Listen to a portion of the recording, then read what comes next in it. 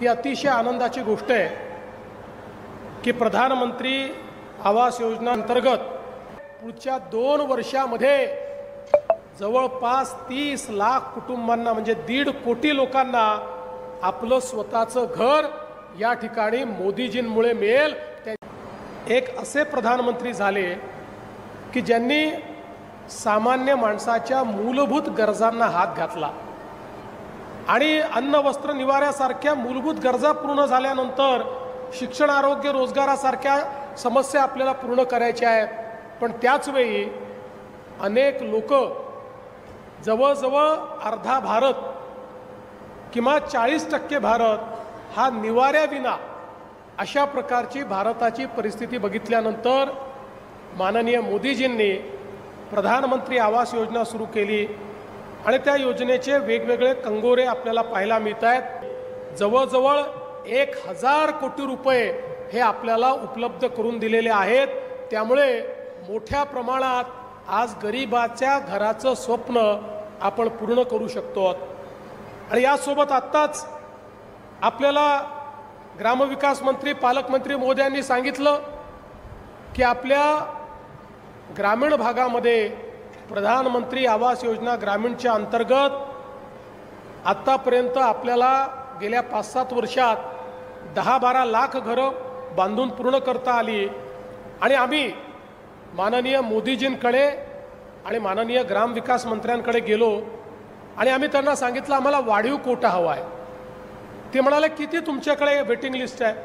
आम्ही सांगितलं 2018 पर्यंतचा सर्वे पूर्ण झालेला आहे, त्यानंतर नवीन सर्वे झाला नाही। 18 पर्यंतची वेटिंग लिस्टचा जर विचार केला तर 30 लाख लोक असे आहेत की ज्यांच्याकडे घर नाही। आम्हाला वाटलं आपण 30 लाख सांगितलं, किमान 10 लाख तरी घरं हे देतील। पण मोदीजींनी आणि शिवराजसिंग चव्हाणांनी सांगितलं याच वर्षी पूर्ण 30 लाख घरं आम्ही तुम्हाला देतो। त्यामुळे 2018 पर्यंतची SC असो, ST असो, ओपन असो, कुठली कॅटेगरी असो, OBC असो, सगळ्या कॅटेगरीतले जेवढे आमचे नागरिक आहेत यांना 100% घरं ही आपण त्या ठिकाणी देतो। आणि मी ग्रामविकास विभागाचं अभिनंदन करेल की देशामध्ये सर्वाधिक वेगानं 30 लाख घरं मिळाली, त्यातली जेव्हा पहिली 15 लाख घरं मिळाली त्या 15 लाख घरांचं एका महिन्यामध्ये त्याचे जे काही मंजुरीचे कागदपत्र हे त्या व्यक्तीच्या हाती आम्ही दिले आणि त्याच्या खात्यामध्ये पैसे देखील दिले। म्हणजे 10 लाख घरांचं काम मंजुरीपासनं एका महिन्यामध्ये ग्रामविकास खात्याने सुरू केलं आणि आता तर 20 लाखापेक्षा जास्त घरांचं काम सुरू झालेलं आहे।